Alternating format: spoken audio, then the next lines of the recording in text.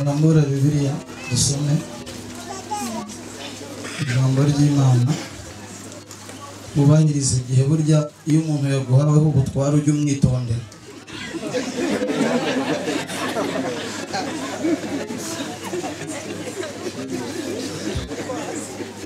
Yegeze najya ahantu umuntu w'umugabo yari arimo aburana, yari majoro, hanyuma abazwa n'umwana w'umukobwa yari umushinjacyaha, arimo amushinja urangije kwiga ufite imyaka nka 20 n'ingahe. Ntamubajije aratitira. Tugeze hirya ndamubaza nti nka majoro, wahoze umbwira ngo wafashe igihugu ririye tona bagusezerera uri majoro, none uyu mwana utarigeze arasa n'igikeri aravuze uratitira, ubundi uri majoro cyangwa urambere? Arambwira ngo nkubwire sha wa mwana, umuntu waguhaweho ububasha ujye umwitonda. Arambwira ngo namba n'abaranditije yarize atusubu muri gacaca, umuntu utazi kwandika ntiyakatiye umuntu burundu kandi ntarimo kuyikora. Umuntu rero guhaweho ububasha ujye umwitonda.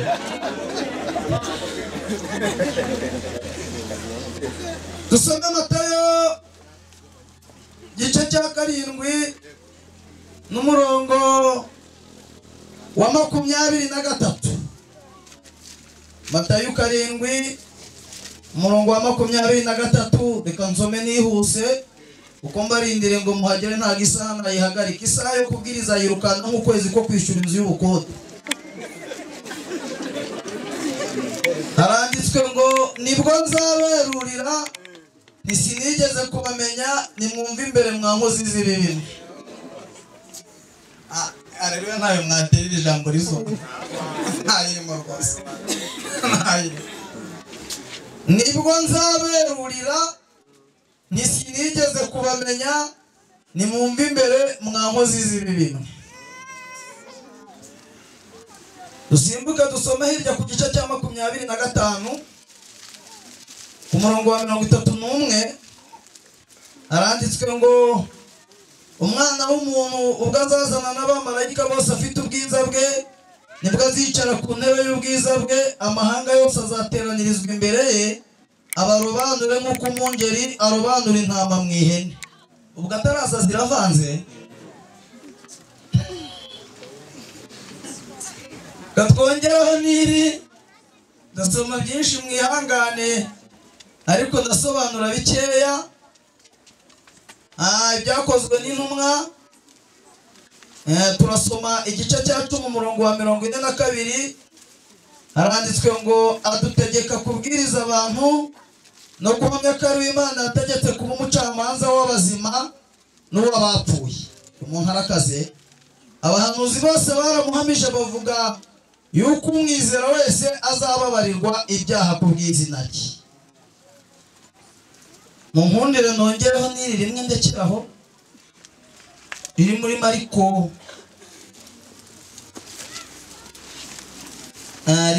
muri Mariko igice cya 7 turasoma n'umurongo, Mariko 7 n'umurongo wa 21. Haranditswe ngo kuko mu mitima y'abantu havamo imigambi mibi, guheheta, gusambana, kwiba no kwica, kwifuza kubi no kugira nabi, uburiganya n'iby'isoni nke, ijisho ribi n'ibitutsi, ubwibone n'ubupfu. Ibyo bibi byose biva mu muntu nibyo bimuhumanya. Mwakira ijambo ry'Imana.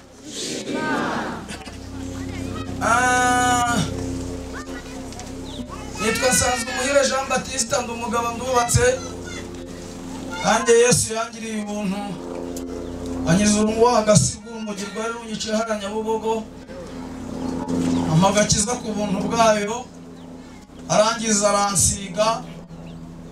Araho nageze nivuze ko mfite imyaka 41 baturabeshya, ntayo ufite nka 30, ariko 41 ndayifite. Mfite abana 5, abahungu 3 n'abakobwa 2. Ushimiye Imana rero ko yemeye ko tujya tugera hano. Satani ntabwo yabishakaga kuko maze iminsi ndwaye, n'ubu mu kanya numvaga umutwe urimo undira hano inyuma, ariko nshimiye Imana ko yaworoheje nkaba mpagaze imbere yanyu. Baturirimbiye byinshi rero, tubwira kuba muri Yesu ibyiza birimo, kandi koko harimo ibyiza byinshi cyane. Ijambo tugiye kuganira rero ifite intego ivuga umunsi wa nyuma w'isomwa ry'imanza z'abari mu isi. Umunsi wa nyuma w'isomwa ry'imanza z'abari mu isi, cyangwa nushaka ubikure mu bwinshi uvuge ngo hari umunsi wa nyuma w'isomwa ry'urubanza rwanjye. Umunsi wa nyuma mu buzima busanzwe, imanza ziracibwa hano kuri iyi si, mujya muzibona mwumva abantu bacibwa imanza. Wenda harimo n'abaziciriwe baburanye. Iyo urubanza ruciwe habamo guhamwa n'icyaha no kuba umwere, si ibi bibiri? Hanyuma iyo umuntu agiye kuburana, reka mbivuge nihuse, yari imanza nshinjabyaha, undi umuntu baramufashe curuza urumogi, asambana, akuramo inda, yica umuntu, ni byinshi. Hanyuma ari bikamufata, iyo bamujyanye bagiye bamushyiriye umucamanza, uwo munsi bamuzana bamukuye aho yari afungiwe mu buryo bwo kumira ngo adakora ibindi byaha, bamujyana yambaye amapingu. Iyo bamugejeje imbere y'umucamanza, nta muntu wemerewe kuburana yambaye amapingu, bayagufunguraho.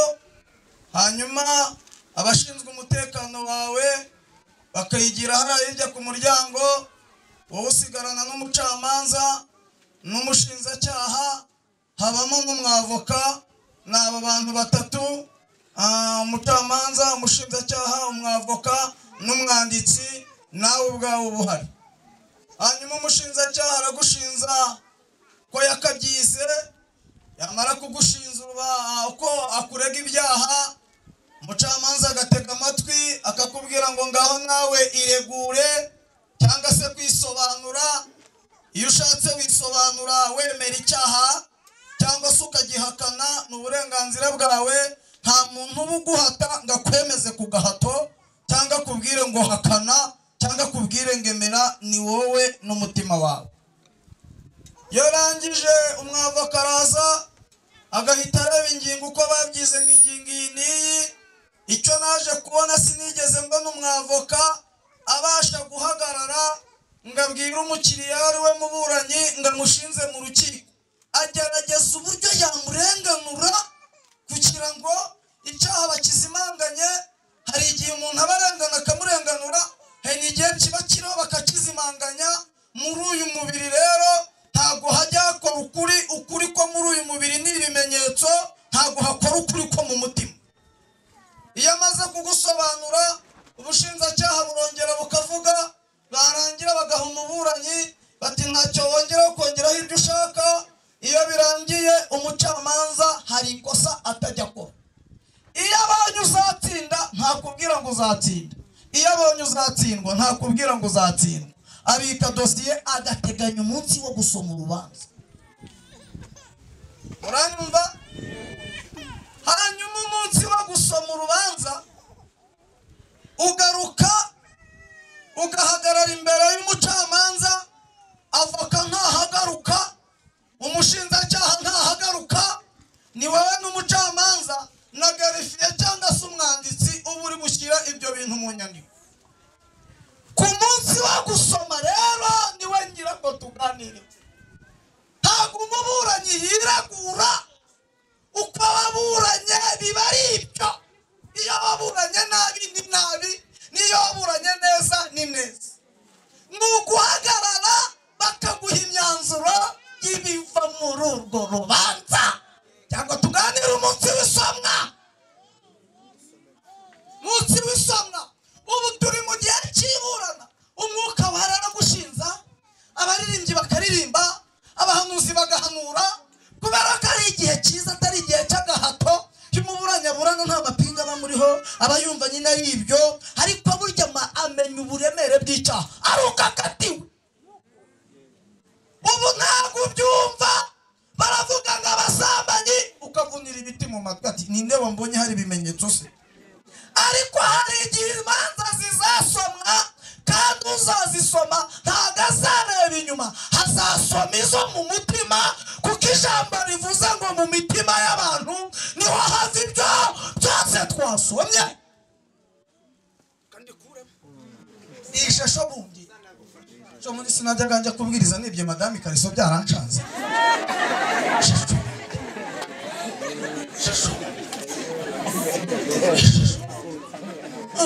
Ora murabona karuvati y'imena igituzi karimbura amabuye bati umuntu hariya yarashubijwe.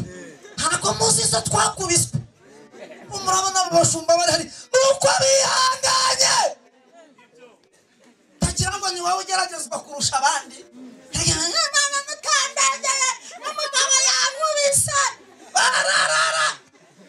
Ikibazo si ukugukubita n'icyo yaguhoye, nutereka ko akarenge kawe n'agakungu ngo umwumvire ugatangira kuzana ngo twebwe iwacu ngo burya twaba uri iw'abandi ntabwo uri iwanyu. Niba ushaka iwanyu subirayo ruve mu nzu, nutakagabanya araguhonda.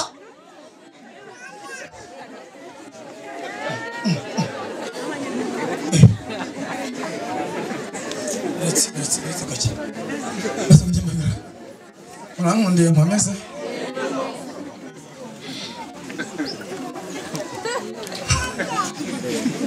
iyo mwegenye umubwire ngo zizasomwa cyo murimo mwigira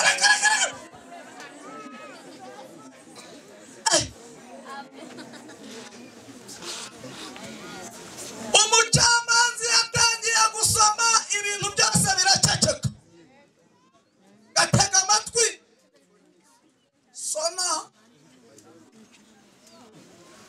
tarahura n'inkiko agira ngo ni ahantu nk'ahandi. Iyo avuze ngo dusuzumye dusanze ubaye umwere ba bantu baje bagucungira umutekano, kuko iyo umuntu afunzwe acungirwa umutekano kugira ngo adacika akajya gukora ibindi byaha cyangwa se aba bafitanye ikibazo batamugirira nabi. Haba inzego zimucungira umutekano wawe, aho bagusize ku muryango bagukuriramo amapingu hari ukinjira mu rukiko. Iyo bavuze ngo abaye umwere usohoka widegembya ntawongera kugukoraho, bahita bavuga ati amapingu yacu turayagumana abaye umwere. Iyo ugize umwaka urera bakavuga ngo kiramuhama, bahita bigira utaraseraganya ati vayo uburambe ujya kubukora. Nta jambo wongera kukabara umunsi wayo isomwa ry'urubanza, kandi imanza zizasomwa. Aya ni amagambo Yesu yavuze. Bibiliya yatubwiye ngo adutegeka, ni itegeko yadutegetse kubwiriza abantu kari w'Imana yashyiriyeho kuba umucamanza w'abazima n'abapfuye. Abapfuye bazazamuka bacibwa urubanza, abazima bazahagarara imbere ye bazacibwa urubanza. Kandi imanza azasoma size inyuma ku mubiri. Urebeye inyuma ku mubiri agakiza inyuma ku mubiri ntaho yaba ataniye natwe, kuko natwe dukiza inyuma ku mubiri. Rimwe na rimwe tukarenganya abantu, hari abakurenganurwa kuko ntitureba mu mutima, ubundi tukarenganura abantu baraba guhanwa kuko tutareba mu mutima. Ahatandukaniye natwe rero hazareba iby'imbere mu mutima, kandi igihe cyo kurusoma kiri hafi.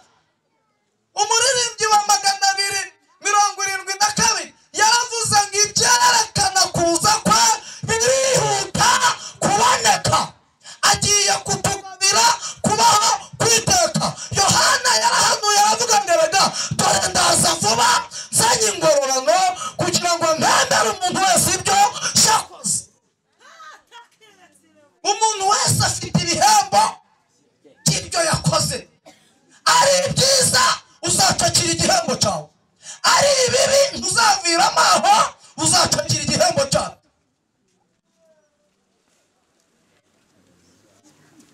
Azareba mu mutima, icyo gihe nibwo azarura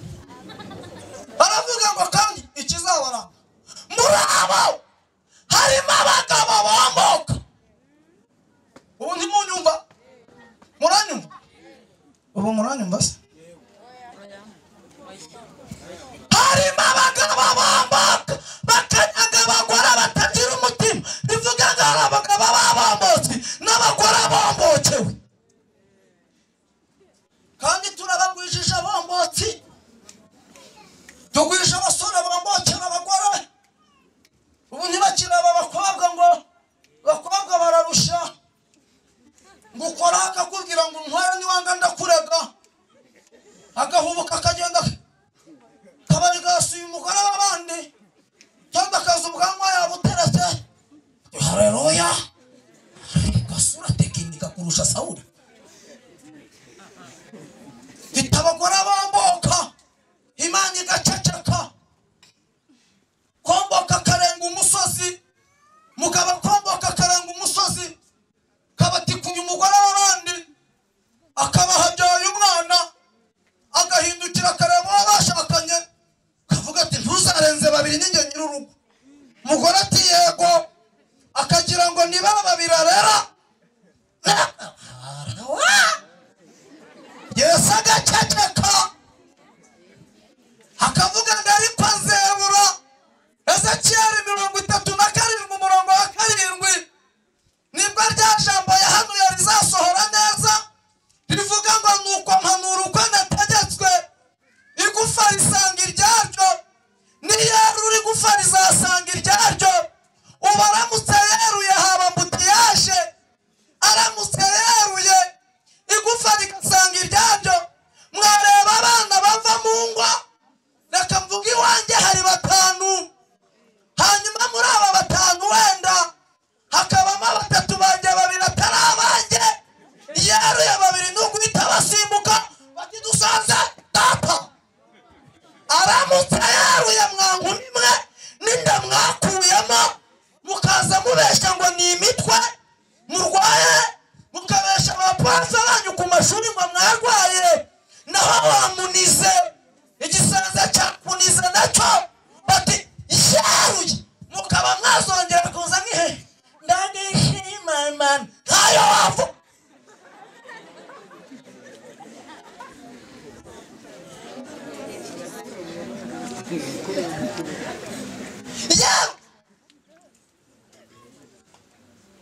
Igufa rigasanga iryaryo.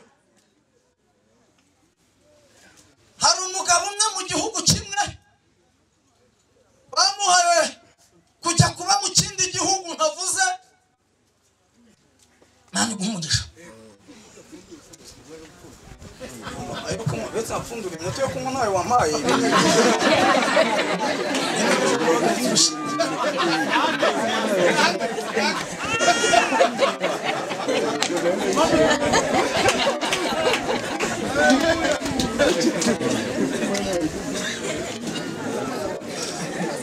bamubwiye kujya kuba mu kindi gihugu n'umuryango we, igihugu kimwemerera atera harera ati haleluya mu kuri kose, ati ndagiye tera abantu bati ngaho genda, Imana yari yarabivuze, naho Imana igiye gusuzuma, igiye gufatira n'ingegera aho ngaho. Icyo gihugu bajyagamo rero si ugupfa kugenda nk'uko uyu mugabo yerekanye amagabo n'abana babo mu muryango, ho babanzaga gupima DNA. Mugore nyamugore araza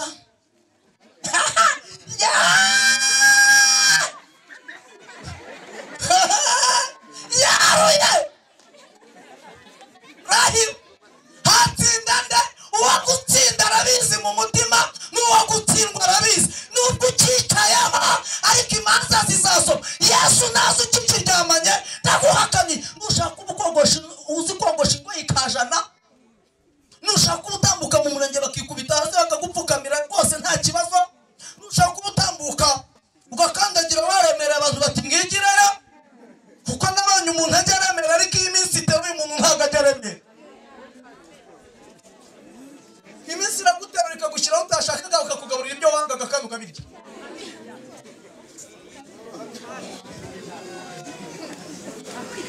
Ngo bakubita DNA barasuzuma, mu bana 5 yari afite basanga 2 nibo bafite amaraso ya se, 3 umugore baramwambokeye abyarira mu rugo, umugabo arahemba, umugabo arihira abana amashuri. Imana ifite agahinda bati none ko tubona 2 3 n'abandi. Umugabo arahindukira abaza umugore ati ngira abana n'abandi. None umuganda abanyarwanda bace ngo nyina w'umwana amenywa na nyina wavuye.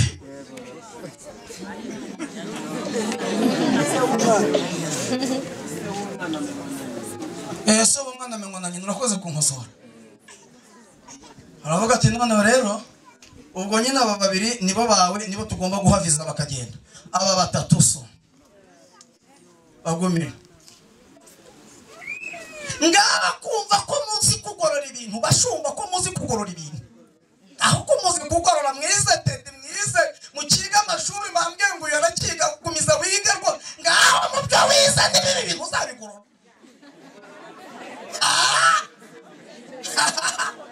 waramusa reba abana batatu basigaye igikomere bafite reba umugore n'umugabo nabo babiri baragiye abana bari bazi ko bava inda imwe naho nyina ni umushugurikaje birangerega niba wumvira ngaho reba aho bageze muri icyo gihugu abana batatu basigaye mu Rwanda babayeho ubupfubyi abana bariho abase bariho ngaho so umugore azongera kujya maze bazi igire juru maze bazi kwihera kandi yagufasha bya sheri uramutse urabya mu mutima sheri nukuri ndagukunda kandi ubwatsi bwe yarabwonesheje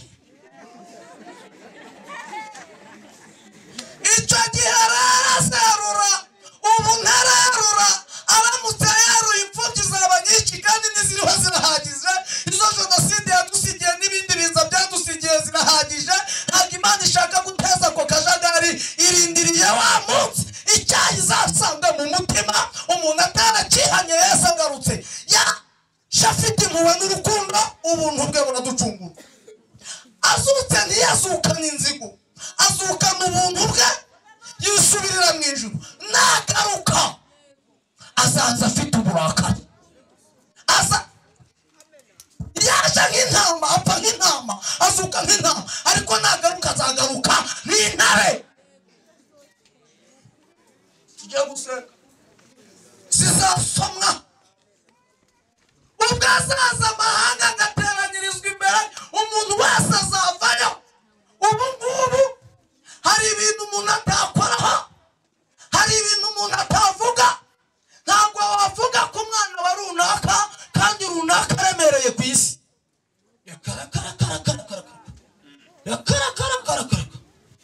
ubu mwamvuga ubu wahanga abantu bina nubwo umwuka waza ntiwakwemera akaguhitana ubu wamvuga nicaranye n'abashumba bantumiye wamvuga ikorari yantumiye wamvuga nicaye mu bashumba bampaye kanivuga ntabwo baguhangara kubera ku isi gukingiriye Maraki 3:5 yaravuze ngo kandi nzabegera nzabanguka nzaza gucuruba nzaza gushinza abarozi n'abasambanyi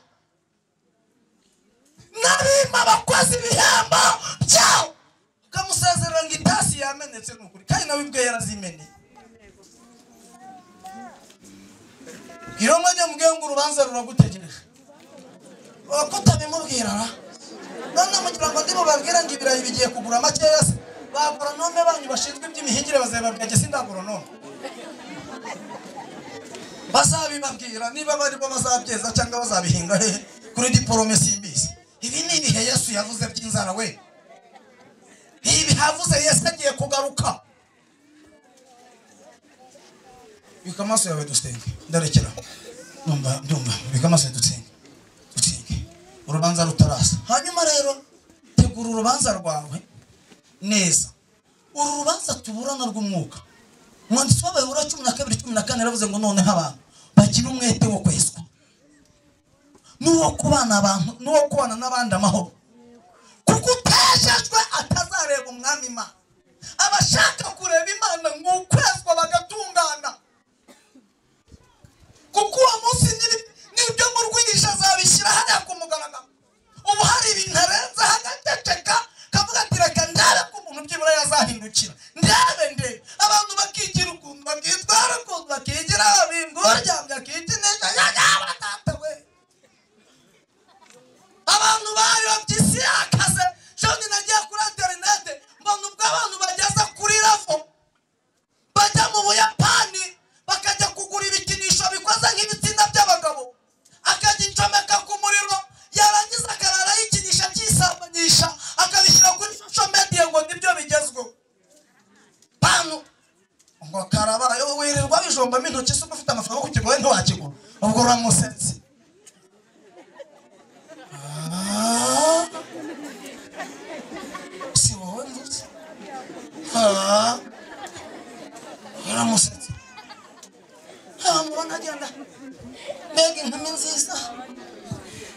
bamubona abagabo bageza ku rwego rwo kujya kugura ibipapi bikoze nk'abakobwa bagasambana nabyo kuko abantu babateza ibibazo.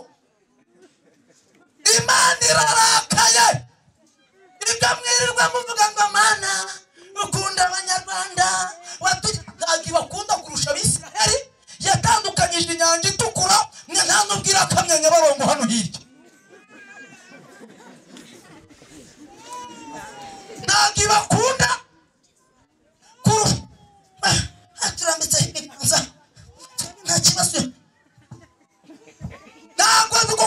Ntabwo wabatijwe kurusha Mose wabatirijwe mu muriro wa Rabu yarahindukiye iramwiyicira. N'amagingo ntawe uzagituro cyawe kiba kamaze dusengera kandakira bombi rangiye n'ibitabo abaraga dukiye ariko n'icyo sinabimara na Yesu yarabidusige na Petero na Yohana barangiza ibyabo mwene kanyoni sinjye uzamara ibi bikamaso yadusenge umva byinshi undi iyo bwinshi birubika sisasomwa yewe data wa muntu udatinyuriye impamvu mubona twigengese uziko muri ubwo buzima mwambara ikariso y'umugore bashumba.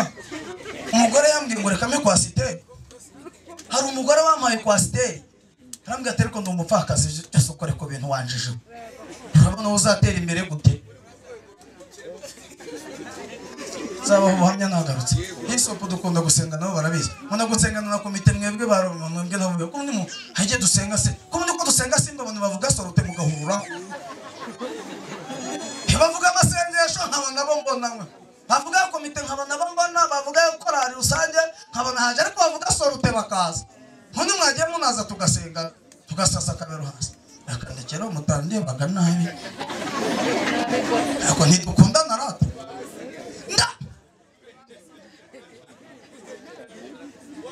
nagerayo n'amaguru usinga hinyarugenge aha nabwera mvura ndahazi nagerayo noneho ndanga nanze arambwira tuzapfa ntacyo nzapfa urwo ngurwo ndaceceka ndagenda njya gusenga Imana irambwira ngo nzakugirira neza kuko wanze kwiyandarika. Umunyeshuri ndimo ndiga imodoka Mana yampuje n'umuntu uri muri Amerika muririmbiye indirimbo yitwa umuntu arambwira ati ukora iki nta ndumuvuga buto wabasha iki nene provisoire nene akirajya kwiga ndiga bati rangiza kwiga nkugurire fuso hanyuma utangirwa hananda ni mu ndashiramo nkadubika nko hadamu nkamuzana igitenge urusinda wowe murabona itarimo ibiryo murabona bose byo mwangaba uyu munsi byo biyibyimbishije gutyo hari n'ibindi byo by'ibirarane byinshi harimo amavuta Mana iragaburiye umuntu ayinambyeho bitamaso yawe dusanga